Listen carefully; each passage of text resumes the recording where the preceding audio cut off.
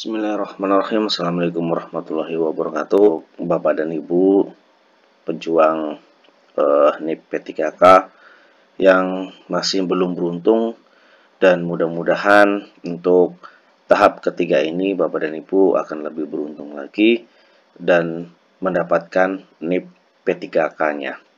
Dan mudah-mudahan Bapak dan Ibu sukses dalam menjalani ujian di tahap berikutnya. Namun jangan lupa sebelumnya untuk klik subscribe, like, dan komen agar Cermin Pendidikan bisa lebih kreatif dan lebih bermanfaat untuk membuat konten-konten berikutnya. Baik, pada kesempatan kali ini Cermin Pendidikan akan mencoba menyajikan persiapan ujian tahap ketiga dilengkapi dengan pembahasan FR, bidang teknis, dan sosiokultural. Kemudian juga kita akan coba menggunakan trik Jitu supaya mendapatkan poin tertinggi pada ujian yang ketiga.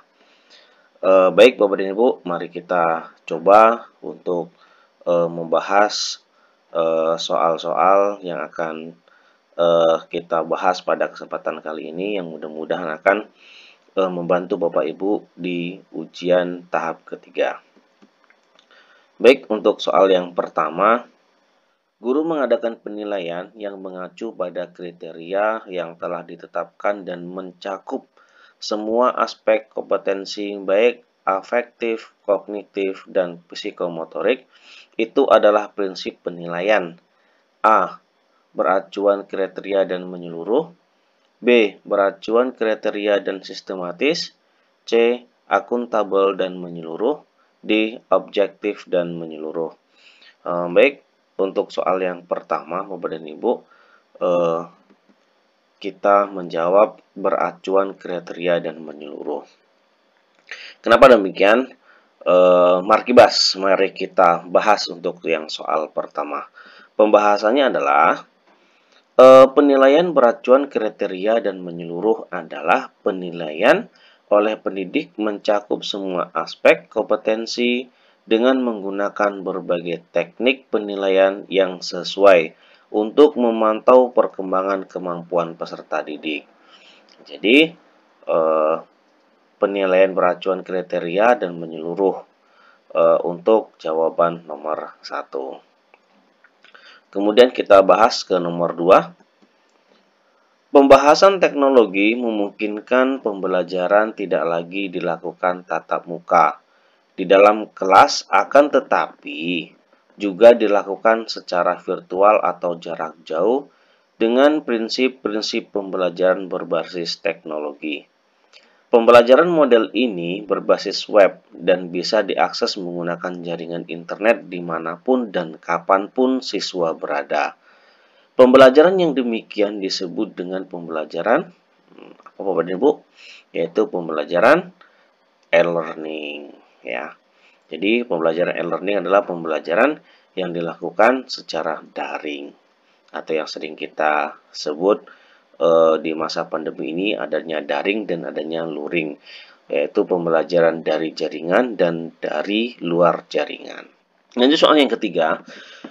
Hasil pengolahan nilai bahasa Inggris oleh Pak Rudi menampilkan bahwa dari siswa kelas 7, ternyata 28 siswa memperoleh nilai di atas mencapai KKM. KKM yang ditetapkan untuk pelajaran bahasa Inggris adalah 70, dan 4 siswa mendapatkan nilai di bawah KKM yang ditetapkan. Dari ilustrasi di atas, penilaian yang demikian disebut penilaian A. Penilaian acuan patokan. B. Penilaian acuan norma. C. Penilaian objektif. D. Penilaian terpadu. Dan E. Penilaian menyeluruh. Kali ini kita akan mencoba menjawab yang A, yaitu penilaian acuan patokan. Kenapa demikian? Mari kita bahas, Bapak dan Ibu.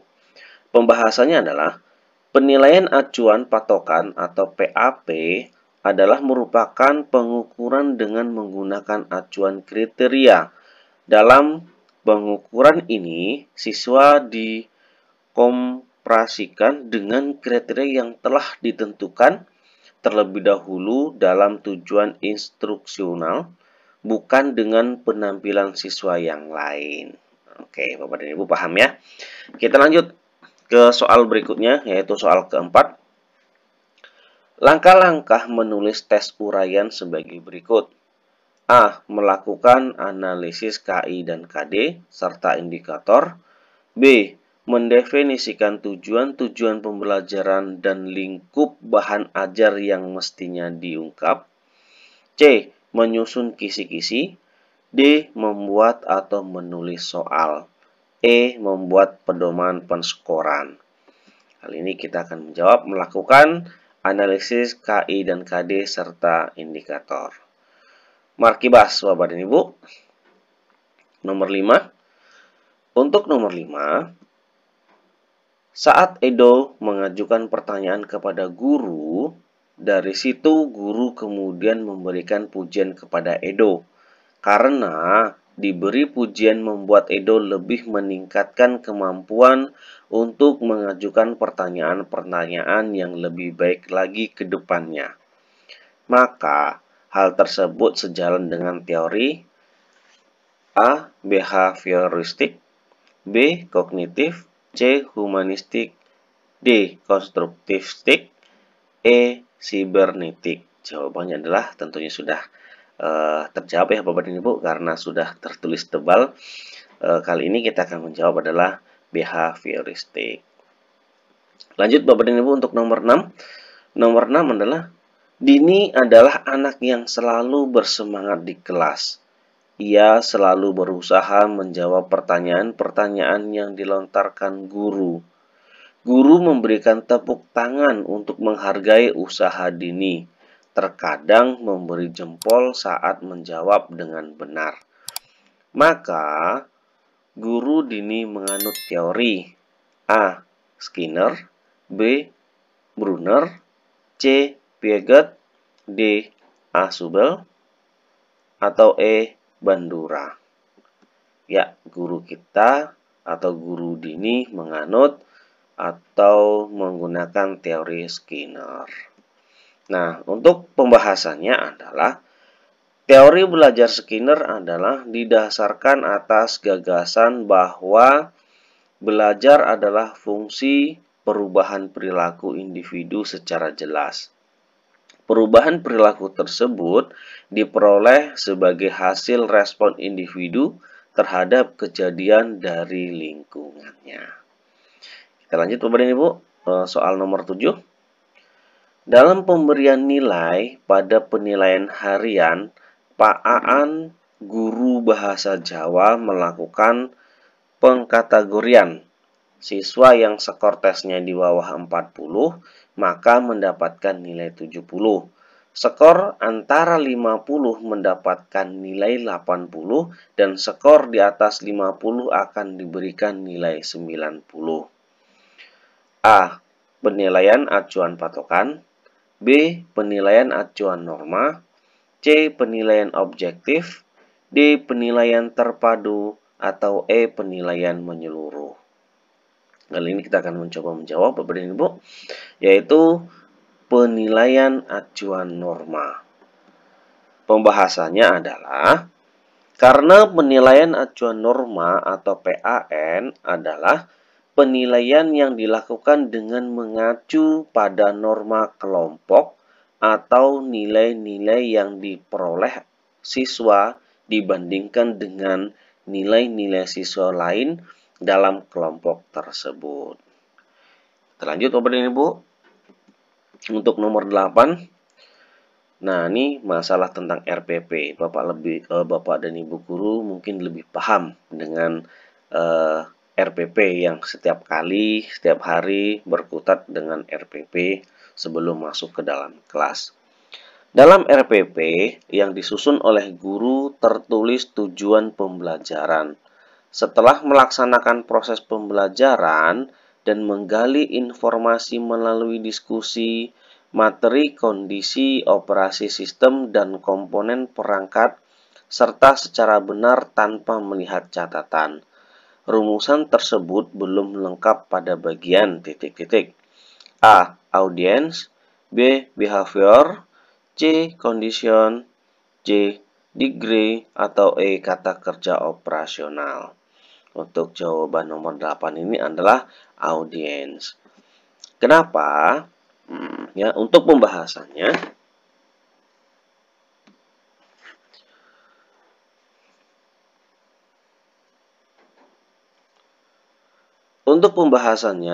rumus untuk menyusun tujuan pembelajaran adalah A, B, C, D. A. Audience, peserta didik. B. Behavior, pelaku yang diharapkan muncul dari peserta didik. C. Condition adalah keadaan dalam pembelajaran. D. Degree, tingkat keberhasilan yang ditargetkan harus tercapai. Makanya untuk dalam rumusan tersebut yaitu audiens, yaitu jawabannya adalah A. Selanjutnya untuk nomor 9, tokoh penganut teori belajar proses adalah, ayo Bapak dan Ibu, A. Gigne, B. Pavlov, C. Guthrie, atau D. Carthouse, atau E. Thorndike. Jawabannya adalah Gigne. Pembahasannya adalah sebagai berikut, Bapak dan Ibu. Teori Gigne adalah merupakan perpaduan antara konsep behaviorisme dan kognitivisme yang berpangkal pada teori proses informasi dan cara berpikir seseorang tergantung kepada dua. 1. Keterampilan apa yang telah dipunyainya. B. Keterampilan apa yang diperlukan. Oke, jelas ya Bapak dan Ibu. Kita lanjut ke nomor 10. Di sekolah saya akan ada ujian tengah semester 2. Minggu lagi sesuai kalender pendidikan yang ada. Tanpa rapat pembentukan panitia sudah ada. Menyikapi hal tersebut maka sikap saya. A. Sangat setuju. B. Setuju. C. Ragu-ragu. D. Tidak setuju. Atau E. Sangat tidak setuju. Mari kita coba lagi Bapak dan Ibu untuk lebih memahaminya lagi. Karena soal ini membutuhkan pemahaman yang sangat luar biasa. Di sekolah saya akan diadakan ujian tengah semester. 2 minggu lagi. Sesuai kalender pendidikan yang ada. Tanpa rapat pembentukan panitia sudah ada. Menyikapi hal tersebut maka sikap saya adalah sangat tidak setuju karena butuh persiapan ya Bapak dan Ibu. Sehingga kita harus mempersiapkan segala sesuatunya. Kemudian untuk nomor 11, dengan disediakan penggaris bujur sangkar, siswa kelas 5 SD membagi sudut 60 derajat menjadi 4 sudut yang sama. Rumusan tujuan pembelajaran tersebut kurang komponen, A. Audience, B. Behavior dan degree, C. Condition, D. Degree, E. Kondisi dan tingkatan. Jawabannya sudah jelas ya Bapak dan Ibu ya. Sudah ditebalkan terlebih dahulu. Yaitu jawabannya adalah degree. Pembahasannya adalah sebagai berikut. Rumusan untuk menyusun tujuan pembelajaran adalah A, B, C, D. A. Audience, peserta didik. B. Behavior, pelaku yang diharapkan muncul dari peserta didik. C. Condition, atau keadaan dalam pembelajaran. D. Degree, tingkatan keberhasilan yang ditargetkan harus tercapai. Ya, Bapak dan Ibu, jadi teorinya adalah teori degree. Kita lanjut Bapak dan Ibu untuk nomor 12. Hebat nak, tingkatkan prestasimu. Penguatan positif ini guru sampaikan terhadap siswa yang berprestasi. Tindakan guru tersebut sesuai dengan teori belajar yang dikemukakan oleh A. Bandura, B. Pavlov, C. Skinner, D. Thorndike, atau E. Hall. Kali ini kita akan menjawab adalah Skinner. Pembahasannya adalah sebagai berikut Bapak dan Ibu. Teori belajar Skinner adalah didasarkan atas gagasan bahwa belajar adalah fungsi perubahan perilaku individu secara jelas. Perubahan perilaku tersebut diperoleh sebagai hasil respon individu terhadap kejadian dari lingkungannya. Jadi ini adalah teori belajar dari Skinner ya Bapak dan Ibu, sehingga kita bisa memberikan penguatan-penguatan yang positif kepada siswa-siswi kita. Lanjut untuk nomor 13. Jika saya dipindahkan ke sekolah baru dan saya cukup membutuhkan waktu yang lama untuk beradaptasi dengan cara kerja rekan-rekan saya yang baru. A. Sangat setuju. B. Setuju. C. Ragu-ragu. D. Tidak setuju. E. Sangat tidak setuju. Yaitu sangat tidak setuju karena kita memang harus bisa cepat menyesuaikan dengan rekan-rekan kita. Lanjut untuk nomor 14. Saya dapat mengambil keputusan dengan cepat dan baik untuk menyelesaikan suatu masalah ataupun tugas yang sudah dibebankan dan dipercayakan kepada saya. Berkenaan dengan hal ini, tersebut sikap Anda harus A. Sangat setuju. B. Setuju. C. Ragu-ragu. D. Tidak setuju. E. Sangat tidak setuju. Ya, untuk kali ini adalah sangat setuju. Untuk 15.